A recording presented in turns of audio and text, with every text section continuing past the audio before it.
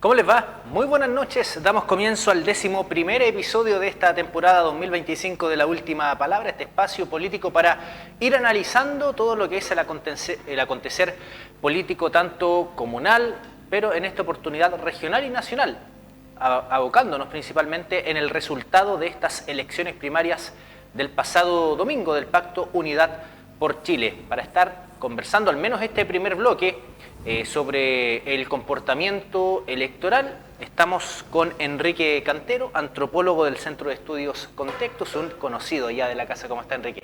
Hola, muy bien, Matías. Gracias por invitarnos nuevamente a tu programa. Primera vez en esta temporada 2025. Sí, primera vez. Así es. Bien, adelantar que en el segundo bloque vamos a tener a quien es el vocero de Yanet Jara en el Maule Sur. Lenin Fuentes va a estar conversando con nosotros también de todo lo que es ya el proceso de idear esta campaña de cara a las elecciones de noviembre. Así que lo vamos a tener también nuevamente, el primer invitado, al menos que se repita el plato por 2 semanas consecutivas. Vamos a estar conversando con él un poco más adelante. Y por supuesto ustedes en Facebook, en nuestra transmisión, pueden ir comentando, realizando consultas también respecto a lo que es este análisis post-elección primaria. Enrique, me gustaría comenzar respecto a si se esperaba un triunfo tan amplio de la candidata Jara por sobre quizás la otra contendiente fuerte que tenía este sector de la centroizquierda, que es Carolina Toá, ¿no? Considerando que análisis daban un 40% aproximadamente para Yanet Jara, pero terminó siendo del 60,16% si lo miramos a nivel nacional. Así es, sí. Sí, bueno, la verdad que fue sorpresivo porque yo, tú sabes, trabajo en una empresa que hacemos constantemente encuestas, entonces teníamos algunos datos de que iba al alza Jara y que era muy posible que ganara a Carolina Toá, pero sí nos impresionó la diferencia porque finalmente fue casi 20 puntos más de lo que estaba marcando. Entonces, que la candidata haya derrotado a los otros 3 contendores, la sumatoria de los otros 3 era algo que yo creo no muchos esperábamos, o sea, con esa diferencia. Así que sí, nos sorprendió el dato, esa es la verdad. Ahora, pensando en lo que fue la elección acá en la región, ¿no? Una participación del 6,50%, que equivale a 60.650 sufragios. Eso si lo miramos en perspectiva con la anterior primaria, que finalmente tuvimos el 2021, que fue una primaria más amplia, porque llevaron 2 candidatos, en este caso la centroizquierda y también Chile Vamos, para definir un candidato. Por tanto, la participación ahí fue aún mayor. Claro. ¿El porcentaje de participación, al menos en la región, es el esperado, considerando el sector político, la cantidad también de, en este caso, candidatos que iban y al mismo tiempo, al tratarse de una elección que es voluntaria, no de carácter obligatorio? Sí, mira, yo creo que nosotros en algunas consultas que nos habían hecho antes, hablábamos más o menos de un umbral de 2 millones, que eso era como lo satisfactorio. Pensando justamente en que se sumaban, además de las fuerzas del Frente Amplio y del Partido Comunista, que fue como la primaria entre Boric y Jadwe, se sumaba además de esto el socialismo democrático. Entonces pensábamos que iba a aumentar, digamos, la cantidad de votantes, pero y hablamos más o menos de que 1,5 millones era como lo satisfactorio. Y para hablar de fracaso, hablaríamos como de 1 millón o bajo el 1.000.000 de personas. Entonces, yo creo que fue satisfactorio porque fueron 1.400.000 y algo más de personas en esta votación y además en un contexto político donde hay más desafección de la política. Porque si tomas en cuenta, digamos, la primaria de Boric con Jadwe, había una mayor efervescencia también y una mayor expectativa de qué iban a poder realizar estos candidatos o de cambios para el país, qué sé yo, porque veníamos después del estallido, ¿te acuerdas? Sí. Pero en el intertanto, digamos, tuvimos este gobierno de Boric, que ha sido bastante pedregoso el camino, se ha encontrado con varias dificultades. Hay una polarización aún mayor, ¿cierto? y además no se han canalizado bien las demandas sociales del estallido. Entonces, con toda esa desafección, igual se tuvo un número importante de personas votando el domingo. Ahora, ¿incidió también la época en la que se llevó a cabo esta primaria? Porque tocó un día con temperaturas bastante heladas y siempre sabemos que al menos las personas o el ciudadano que acostumbra a participar de las elecciones siempre es el adulto mayor, lo cual me imagino también debió haber repercutido al momento de si sale o no a sufragar. ¿Impactó también esto en la climático? Mira, yo creo que más el clima social, porque no sé si tú viste en las redes días anteriores, había mucha gente diciendo que para qué se va a levantar el domingo a votar, mejor que hacer en la casa, abrigadito, qué sé yo. Como la anticampaña como la de anticampaña la a que la gente participara, digamos. Así que yo creo que eso influyó más que el clima, fíjate, porque vi un estudio por ahí donde hacían un análisis más o menos de cantidad de votantes y clima, y en realidad el frío que se concentra, digamos, desde la zona central hacia el sur, no fue influyente en que la gente no fuera a votar comparado con la zona norte. Entonces, es más o menos fue la misma gente en todos los lugares.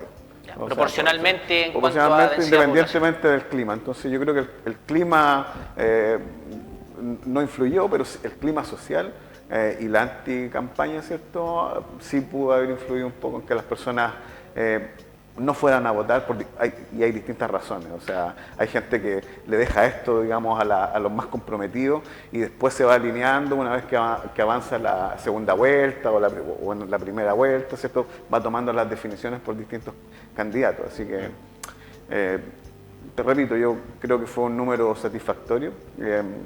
Bueno, evidentemente que a los que no les conviene o están en contra un poco de este sector político van a intentar aportillar, ¿cierto? Y hacer ver de que no fue tanta gente, pero la verdad es que fue un número bastante satisfactorio.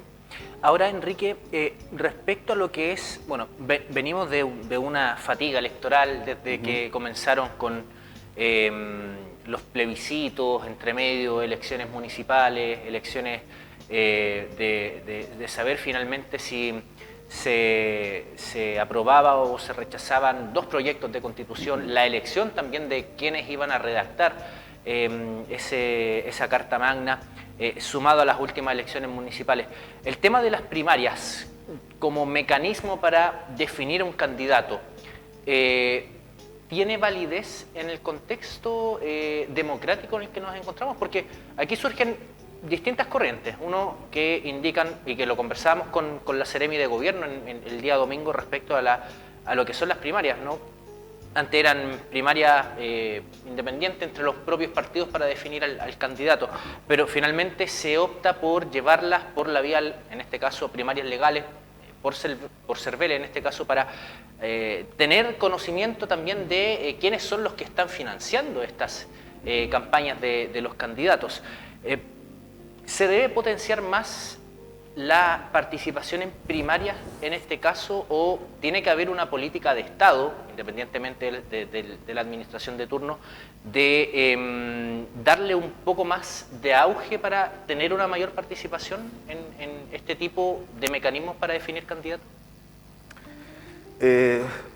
Mira, yo creo que no es bueno tampoco cansar a la ciudadanía con el tema político, porque la gente en su gran mayoría está concentrada en otras cosas, en el día a día, en su trabajo, qué sé yo, ya está bastante agobiada.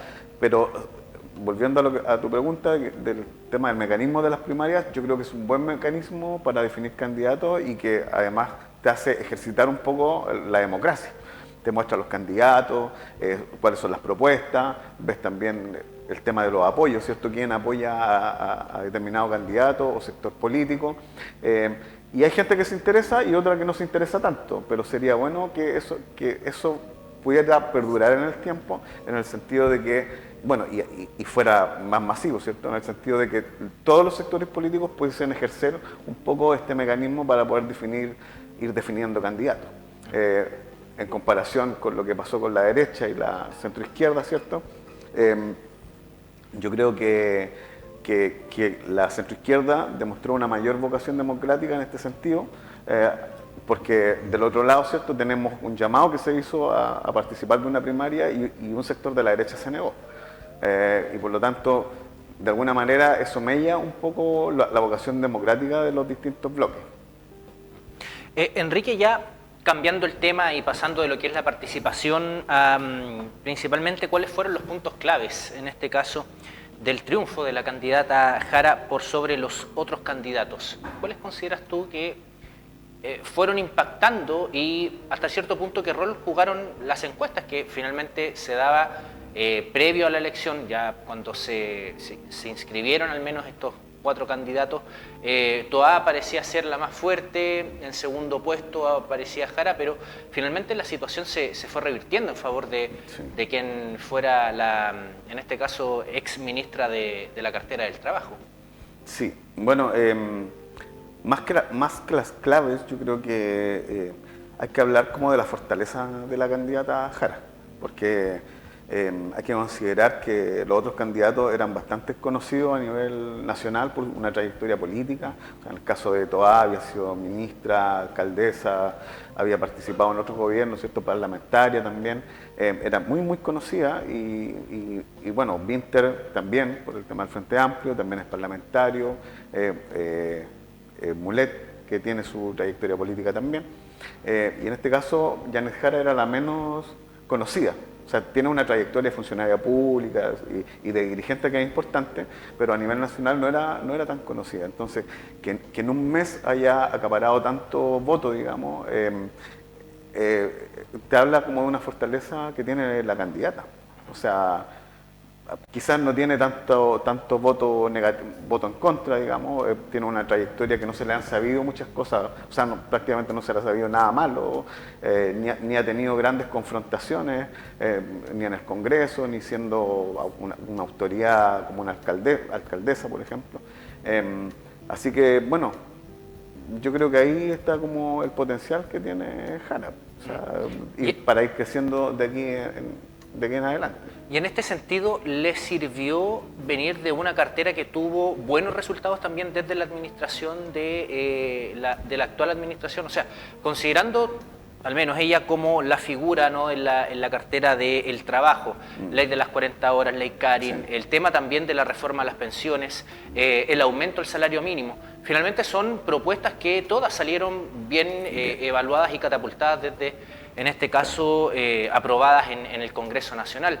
¿Cómo impacta ello también en su figura, también considerando todo lo que es el ámbito laboral, que todas las personas al menos era lo que querían, ¿no?, tener mejoras laborales post pandemia, ¿no?, considerando el desempleo que existía, los bajos sueldos? Sí, bueno, se anotó varios puntos buenos.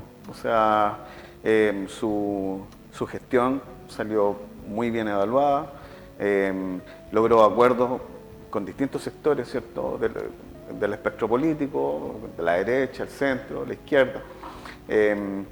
Y bueno, también comparando con el Ministerio del Interior, donde estaba Toá, el Ministerio del Interior es una cartera mucho más compleja.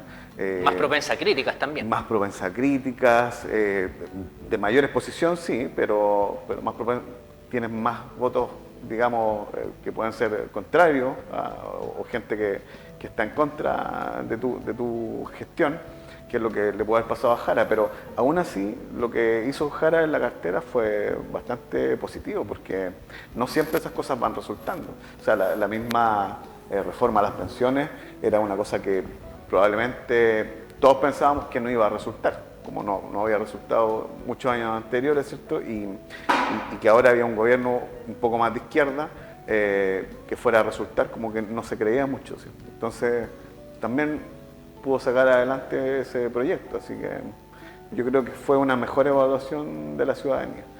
Ahora, respecto a cómo se promocionó la candidata, y esto ya pensando en la figura de la persona, en cuanto a carisma, en cuanto a cercanía, porque muchos indicaban, bueno, Carolina Toá uno la ve, es como la ve uno quizás más lejana, más fría, en el caso de Janet Jara es todo lo contrario, ¿no? Transmite al votante una mayor cercanía en este caso, y sabemos que en gran parte de del votante es votar también muy a lo que es el sentimiento de lo que transmite un candidato, más allá también de lo que pueden ser buenas propuestas. Sí, yo la encuentro que es una candidata bien potente, ¿eh? O sea, subestimada en su minuto por sus compañeros de la primaria. Yo creo que de alguna manera el socialismo democrático pensaba que era una carrera ganada, sobre todo cuando se presionó a Bodanovich para que se bajara, ¿cierto? Porque A Paulina. o sea, claro, Paulina Bodanovich, la senadora, porque por ahí se podían fugar algunos votos del socialismo, ¿cierto? Y bueno, el Frente Amplio, que también ha demostrado ser bastante masivo para ir a votar, como en la primaria de Jadwe con Boric. Y aún así ella salió ganando y con una votación que superó a los otros tres candidatos en su conjunto. Entonces, bueno, eso habla un poco de lo potente que es ella como candidata.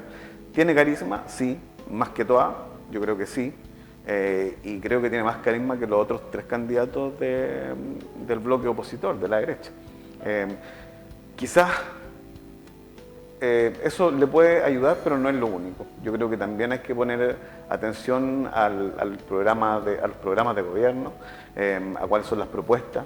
Creo que Jara lo que ha hecho es recoger un poco las demandas del estallido social, lo que se intentó de alguna manera, ¿cierto?, mejorar con los dos proyectos fallidos de Constitución. Ha logrado recoger algunas cosas que son deudas pendientes, creo yo, con la ciudadanía, que tienen que ver con la salud, la educación, el tema de vivienda, cosas más sociales. Y que del otro lado no se ve mucho, o sea, no se ve mucha propuesta. La verdad es que hacer campaña diciendo que me voy a negar a todo no es como una buena idea y no tiene ninguna propuesta. Entonces, yo creo que va a ser un gran desafío para la derecha poder instalar, digamos, uno de sus candidatos con propuestas para la gente. Que no sea solo el tema del combate de la delincuencia, que tienen que haber otras cosas y tienen que incorporar, por supuesto, cosas que tienen que ver con el trabajo, con la salud. Ahora, justamente pasando ya a los candidatos que uno conoce, que al menos tienen la intención, recordar que hasta el 18 de agosto vence, en este caso, el plazo para inscribir las candidaturas, ¿no? Todos aquellos independientes que están juntando patrocinios, los mismos que ya están haciendo campaña. Recordar, Matei, si bien es la candidata de Chile Vamos, no está todavía inscrita como candidata en el CERVEL. De hecho, ha trascendido varios rumores de que eventualmente se está analizando bajar su candidatura. Bueno, hoy Evópoli salió al paso a decir que eso era un rumor. Pero respecto a cómo se ha ido desinflando, en este caso, la campaña de Evelyn Matei y cómo Kass ha ido repuntando en estas encuestas, en los sondeos de opinión pública, ¿qué situaciones crees tú que han incidido en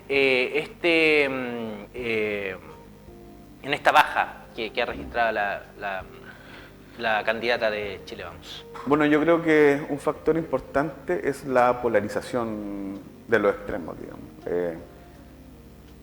Que no es un fenómeno exclusivo de nuestro país. O sea, es algo que lo estamos viendo como en el mundo occidental, lo estamos viendo en varias partes, en Europa, en Estados Unidos, ¿cierto? Aquí cercano de nuestros vecinos en Sudamérica, y tampoco Chile escapa a eso. Entonces, esta polarización política hace que el voto se vaya, o sea, deje de concentrarse en el centro y se vaya un poco más hacia los extremos.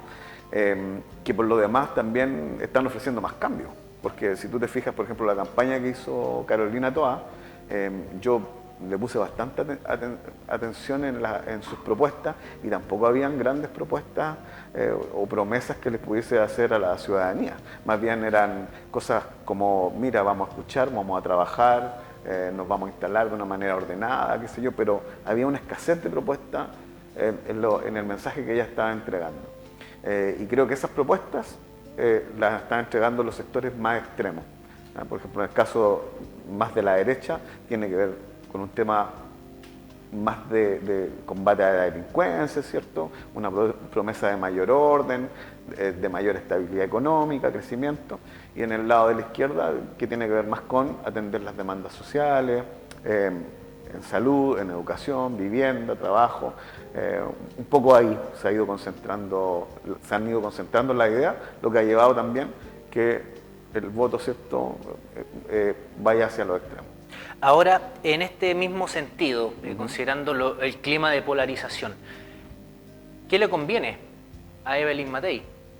¿Fijar su discurso más al centro, extremarlo para diferenciarse del votante de Kast? Porque sabemos que el votante también de derecha, el voto duro, va a cuestionar mucho si Matei cambia de parecer, ¿no? Las conocidas volteretas, porque sí, finalmente eso le puede pasar la cuenta. Y al mismo tiempo, Kast ha sido de un discurso en el cual no ha variado mucho su parecer, sí, lo analizamos en cuanto a discursos de las últimas elecciones. Sí.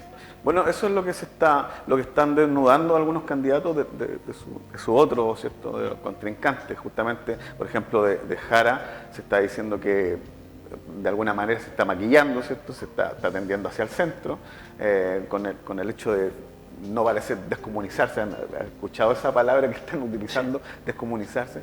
Bueno, pero vienen por ahí los ataques, ¿cierto? Y en el caso de Matei un poco lo mismo, ¿cierto? La crítica de su propio sector, incluso de la derecha más extrema, es de que, bueno, te estás acercando al centro, ¿cierto? Y estás dejando un poco de lado las ideas tradicionales de nosotros, que somos la verdadera derecha, qué sé yo.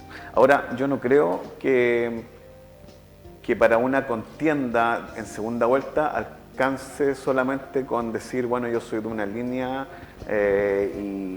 y oponerse a todo, como lo que está haciendo Kast. No creo que eso le vaya a alcanzar para ganar la presidencial, porque te vuelvo a repetir, para mí, yo considero que Jara es una contendora bastante difícil y además tiene un súper buen discurso, muy buena salida y además del carisma, qué sé yo.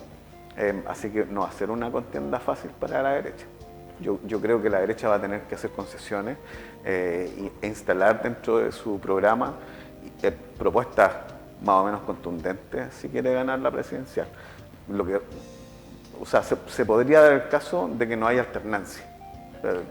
Hace algún tiempo, previo a la elección, creo que fue Bellolio quien dijo, si gana Jara, no me extrañaría tener una segunda vuelta entre Kast y Matei. ¿Concuerdas con ello? ¿Si gana Jara? Sí.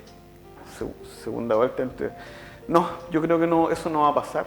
Creo que de alguna manera los votantes se van a ir cuadrando hacia la contendora que tiene mayores posibilidades dentro del espectro de la centroizquierda, que van a salir seguramente otros, no sé, por ahí Marco Enrico Minami había manifestado que quería volver a la carrera presidencial. Parisi no es reconocido como una persona de centroizquierda, o sea, más bien... O sea, le prestó apoyo a Kast, claro, en la última elección. El anterior, entonces considerado más como de la derecha. Y yo creo que la ciudadanía se va a ir decantando de a poco hacia la candidatura de la centroizquierda más emblemática. No creo que Harold Maynicol, o sea, está juntando firmas también, pero no creo tampoco que se vayan a cuadrar las grandes fuerzas políticas de la centroizquierda con él. Hay parte de la democracia cristiana que quiere apoyar a Jara y otra parte que se quiere mantener al margen, entonces, pero creo que Jara pasa a una segunda vuelta, sí, eso no me cabe duda. Y probablemente con el que va apuntando la encuesta en el lado de la derecha, que es Kast, el que sería un choque bastante tremendo entre dos ideas de sociedad ahí que están en disputa. Así que... Enrique, vamos a hacer el corte comercial respectivo. Se nos viene en el segundo bloque Lenin Fuentes, quien es el vocero de Yanet Jara en el Maule Sur, para que nos cuente también cómo fue el despliegue territorial y lo que se espera también hacer de cara a esta campaña a las elecciones de noviembre. Corte breve, en la última palabra, volvemos dentro de poco.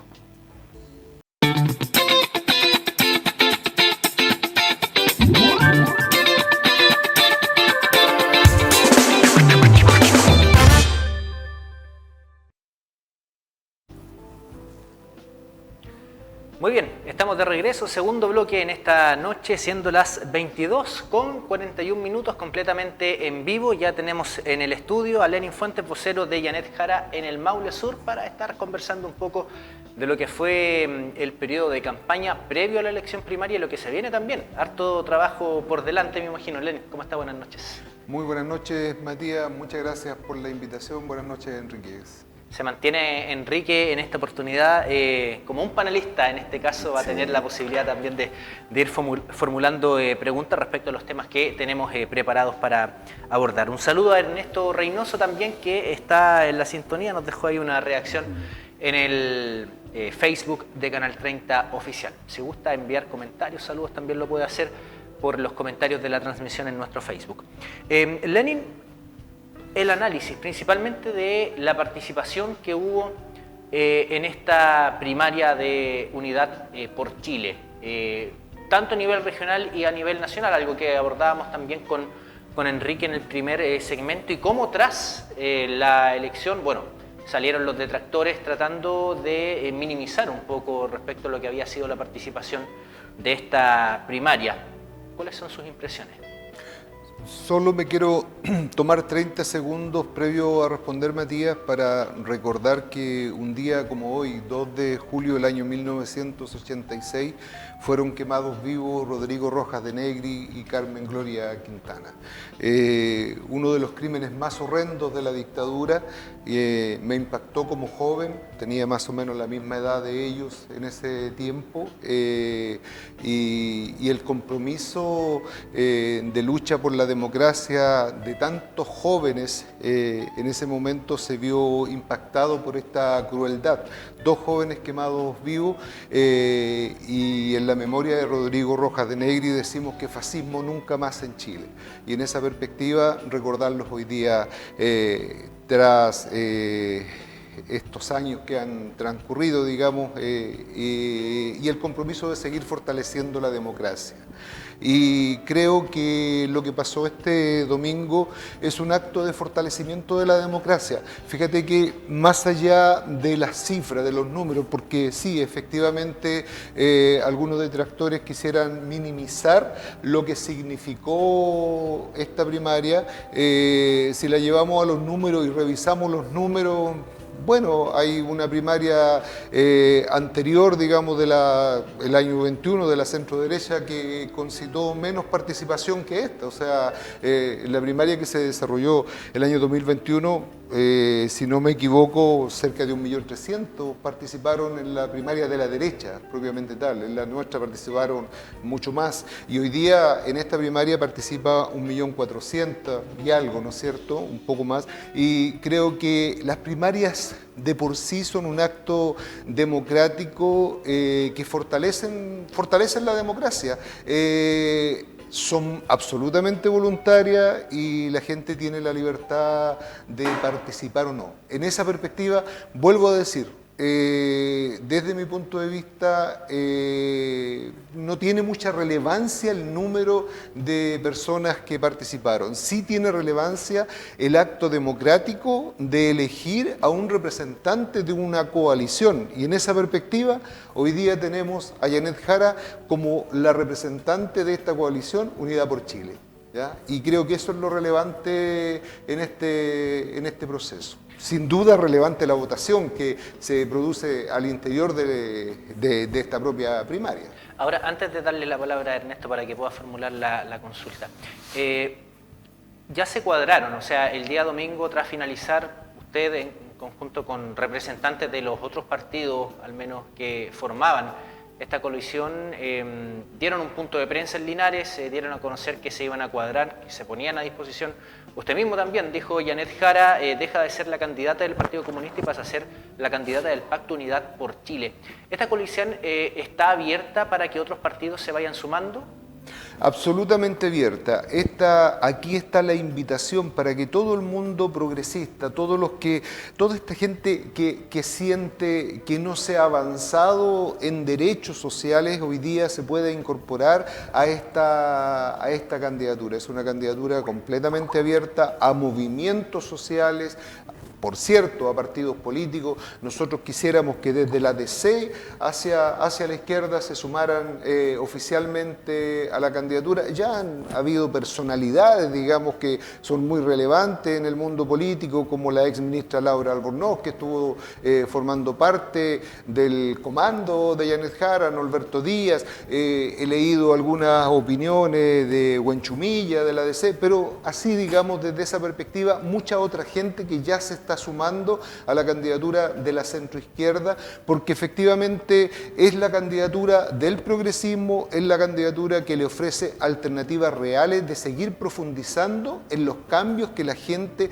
está solicitando. Fíjate que hay un tema que es muy real y yo lo señalaba en algún programa, decía, mira, el tema de la micro, de subirse a la micro en este tema. Si no hay micro a las que nos tengamos que subir aquí la gente que vivimos en provincia, pues Linares la micro se demora en pasar en 1 hora, me decían unas vecinas de la población Emilio Guidi hace un par de días. Y así sucesivamente, en San Javier creo que pasa exactamente lo mismo. Entonces son temas reales, son temas de las regiones que son muy relevantes llevar a un programa presidencial y creo que tenemos la posibilidad de hacerlo con Janet Jara. Enrique, posibilidad de consulta a Lenin. No, bueno, te quería preguntar si ¿cuánto crees tú que puede influir el anticomunismo en esta elección, digamos, esta candidatura de Jara? Si lo ves tú por ahí en la calle, cuando conversas con la gente, ¿cuáles son los miedos que hay de la candidatura de Jara? O por el contrario, lo que tú estás viendo es más bien un ambiente positivo, de esperanza, para lograr una presidencial. Mira, yo la verdad es que tengo una experiencia bien significativa en términos de mi propia candidatura. Yo soy concejal de la comuna de Linares y Linares no había tenido concejal comunista. Y bueno, mi candidatura se hace desde el Partido Comunista, digamos. Yo soy el secretario regional del partido, se me conoce en esa perspectiva. Y la verdad es que el anticomunismo sí existe en algunas personas, pero creo que no necesariamente va a ser un factor preponderante hoy día. Yo creo que es como... no sé si llamarlo como ya una pieza de colección. No me cabe ninguna duda que hoy día se van a levantar las campañas tipo Guerra Fría, digamos, respecto a los comunistas. Ya eso de que comen guagua, digamos, ya va a surgir, digamos, con fuerza. Sin embargo, creo que la realidad está mostrando algo distinto. Y en términos prácticos no queda más a los contendores en este sentido que la mentira, que la falsedad, porque en democracia yo creo que los partidos, las personas tienen que ser juzgadas por sus actos en democracia, y yo pertenezco a un partido que tiene 113 años de historia y nunca en esos 113 años de historia ha atentado contra la democracia, o sea, más bien ha sido un partido muy institucionalista, ya criticado incluso por su apego a las reglas de la democracia. En esa perspectiva creo que la gente va comprendiendo. Ahora, Lenin, respecto a la creación de este programa de gobierno, me imagino que ya a nivel de comando se han comenzado ya algunas conversaciones de cara a esta carrera presidencial en noviembre. ¿Cuándo eventualmente se prevé podría ya presentarse lo que es un eventual programa de gobierno para comenzar a partir de él a hacer campaña real en terreno y cómo vislumbra también en el despliegue que se va a hacer en el Maule Sur en este caso? Mira, yo te diría, Matías, que el programa ya está hecho. Hay que agregarle otras cosas, porque el programa de gobierno de la candidata Unidad por Chile es el programa de los 4 candidatos que participaron en esta primaria. Este programa, esto se va a juntar. Obviamente hay discusión, ¿no es cierto? Hay discusión, ¿dónde le ponemos más énfasis? No, que yo no, mi línea roja es esta, mi línea roja es esta otra. Tenemos que llegar a acuerdo y vamos a llegar a acuerdo, porque de lo que se trata aquí es de que haya un programa real sobre el cual cual vamos a gobernar, digamos, porque aquí, más allá del nombre, que es tremendamente relevante, fundamental, en esta perspectiva, es el programa el que debe regir al gobierno de la centro-izquierda, digamos, y en esa perspectiva creo que los encargados de confeccionar de todos los comandos, de todos los partidos y de los movimientos van a tener la capacidad para llegar a los puntos de acuerdo absolutamente necesarios. Acá no se puede quedar nadie que sea partícipe de la candidatura sin conocer el programa y sin estar de acuerdo con el programa. Enrique, consulta. Sí, mi pregunta es, ¿qué tan amplio pretenden llegar? O sea, como este poder de convocatoria, ¿van a ir hasta la DC? ¿Se van a extender hasta, por ejemplo, Marco Enrique Ominami, porque tiene algún votante por ahí? ¿Cómo lo están pensando esa estrategia para lograrse una coalición más amplia? Porque van a necesitar más votos, van a necesitar ampliarse un poco más de lo que ya son el pacto. Eso pensando en la segunda vuelta. Pensando en la segunda vuelta, claro, una eventual segunda vuelta. Sí, mira, yo lo que estimo es que una candidatura de la centroizquierda y del Pacto Unidad por Chile debe aspirar a llegar a todo el progresismo, a toda la gente que quiere generar cambios de verdad, cambios reales, cambios que sean significativos, porque hay que hacerse cargo de las dificultades o de lo que cuesta vivir en el país. ¿Ya? De lo que cuesta vivir, de lo que le cuesta vivir a la gente, no sé, las listas de espera en salud, del sueldo vital que propone Janet Jara, está proponiendo un sueldo vital de 750.000 pesos, ¿no es cierto? Yo soy trabajador social, me hace mucho sentido lo que propone Janet Jara, aun cuando yo digo todavía con 750 no se vive bien, digamos, no se vive bien, pero sin duda que es un avance tremendamente significativo. Entonces yo creo que el mundo progresista no se puede negar a estas posibilidades en su momento, digamos, cuando existe real posibilidad de hacer cambio. No hay que despreocupar la lista parlamentaria, creo que eso es fundamental, porque un gobierno sin parlamento no tiene muchas posibilidades. Creo que el gobierno del presidente Gabriel Boric, del cual nosotros formamos parte, presentó un programa transformador a Chile y no ha podido avanzar en muchas reformas, digamos, como se quisiera, producto a la adversidad que tiene en el Parlamento. Entonces creo que eso es fundamental y ahí trato de responder lo que me señala Matías respecto al despliegue territorial. Yo creo que nuestro despliegue va a estar centrado también en levantar a los parlamentarios que van a acompañar a Janet Jara en términos de que logremos tener un Congreso que sea favorable y que le permita avanzar en las transformaciones reales. Ella misma lo ha planteado, no la reforma previsional, no es la reforma que ella quería. Ya ella lo ha dicho con todas sus letras, no queremos más AFP, yo no quiero más AFP, pero para eso tenemos que tener la fuerza necesaria para producir esos cambios. De lo contrario, no tenemos, digamos, la capacidad más allá de administrar el Estado. Ahora, esta vinculación, al menos con los candidatos al Congreso que se van a tener acá en el Maule, ¿van a hacer hincapié a aquellos que van a buscar la reelección, aquellos que van por primera vez optando a un escaño dentro del Congreso? Sabemos que el Congreso puede ser, en este caso, un gran detractor, al menos, bueno, lo hemos visto respecto a proyectos de ley que no resultaron, considerando que el Congreso actualmente tiene más de 20 partidos representados y uno no sabe finalmente hacia dónde apuntan muchas veces estos partidos. ¿Cómo se va a buscar también hacer campaña en terreno en la región, impulsando las candidaturas de, en este caso, Unidad por Chile?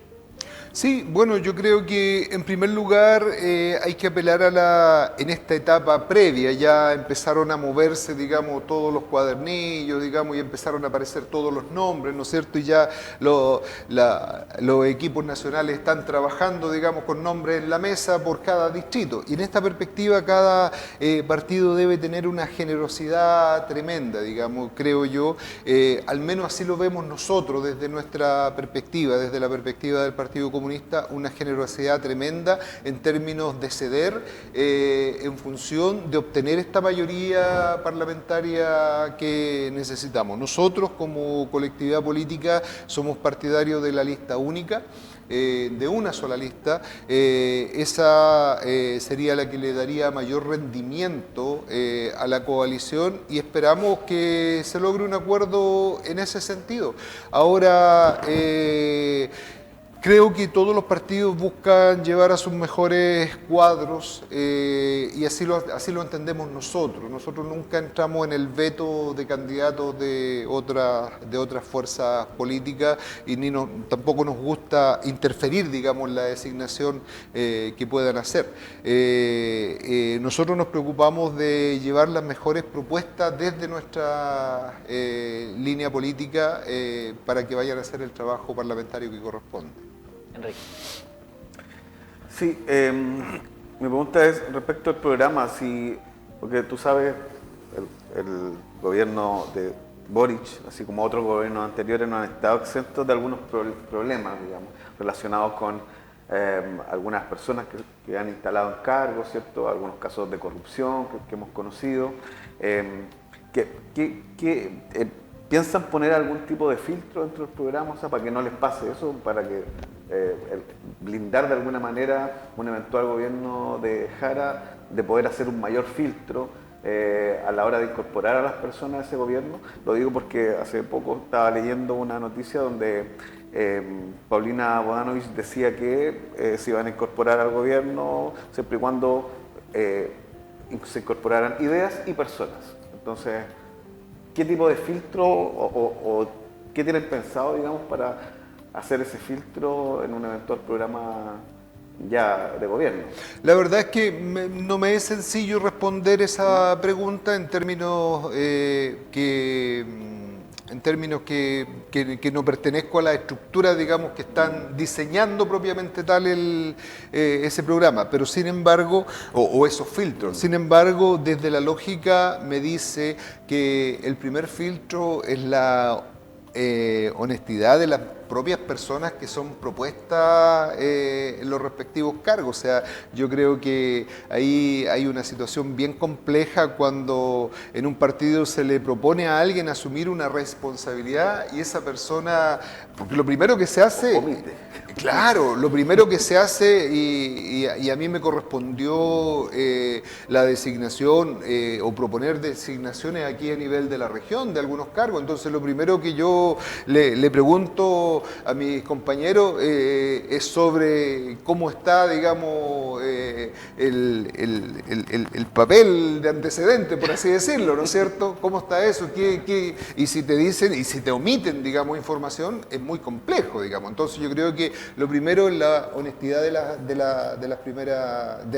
las personas y luego, por supuesto, los niveles que correspondan tienen que hacer la investigación muy acuciosa.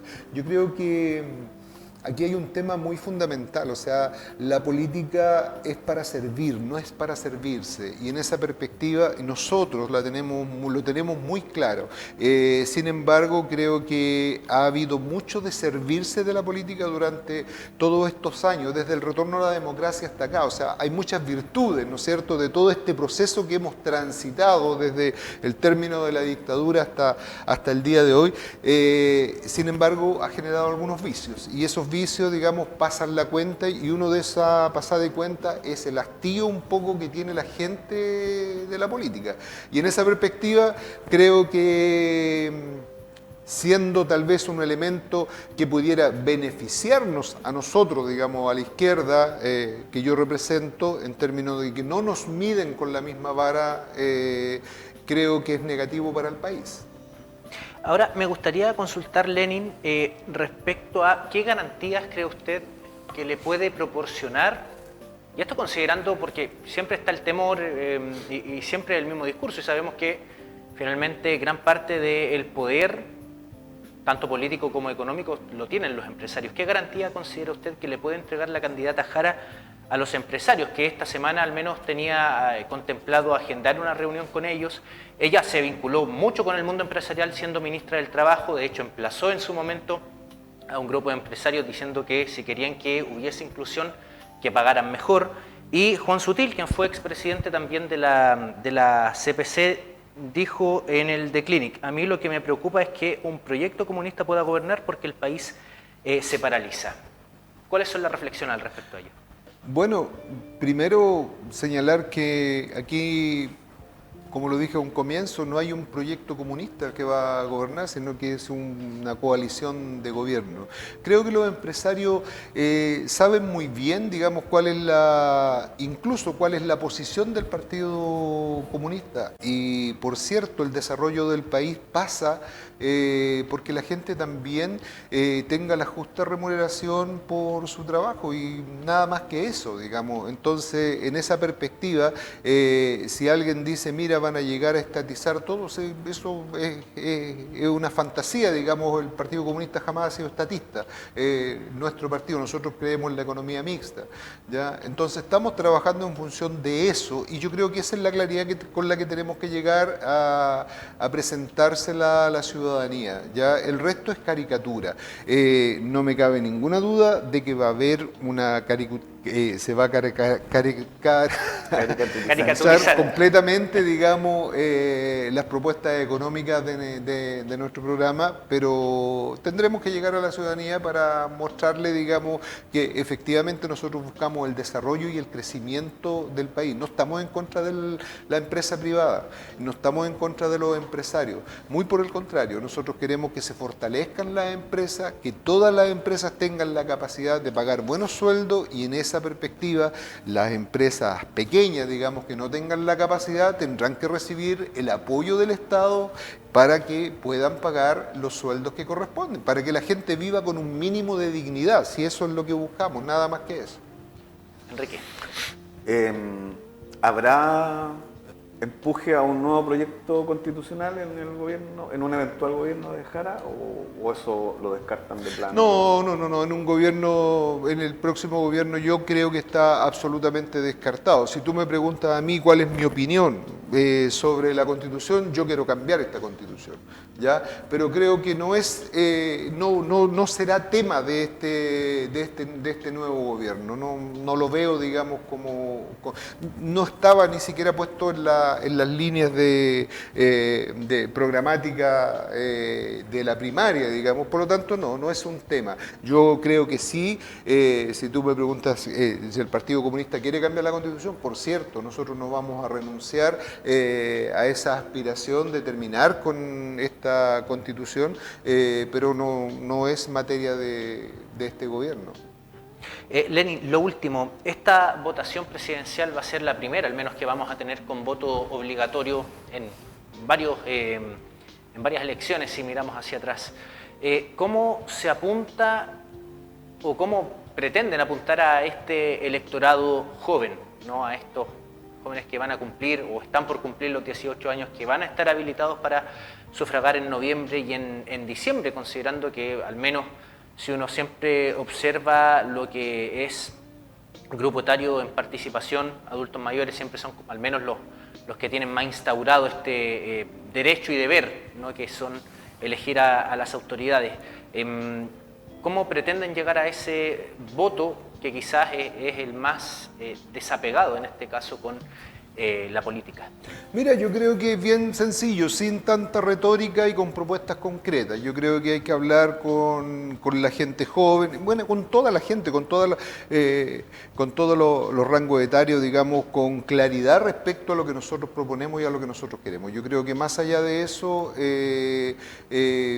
uno tiene que centrar, digamos, el esfuerzo por llegar a no sé, calculo este 20% de población que se siente un poco desafectada del quehacer político y le da más bien lo mismo quien gobierne, ¿no es cierto? Entonces yo creo que ahí tenemos que centrar el esfuerzo por llegar en términos de hacer claridad respecto a lo que nosotros buscamos y que efectivamente no da lo mismo quien gobierne, digamos, porque las cosas siguen de la misma manera.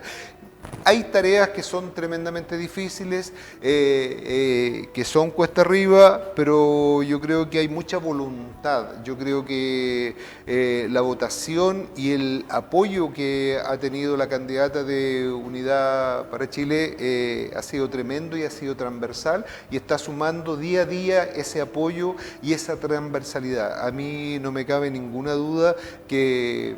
Porque recién tenemos 3 días de que Yanet Jara es candidata presidencial, ¿no es cierto? Antes era candidata a las primarias. Y el despegue que ha tenido ha sido enorme. Ella tiene cualidades personales que la hacen llegar a la ciudadanía y tiene una claridad pero tremenda, digamos, para exponer las ideas que ella representa. Así que en esa perspectiva nos tiene bastante tranquilo y creo que va a ser una gran ayuda también para fortalecer la lista parlamentaria.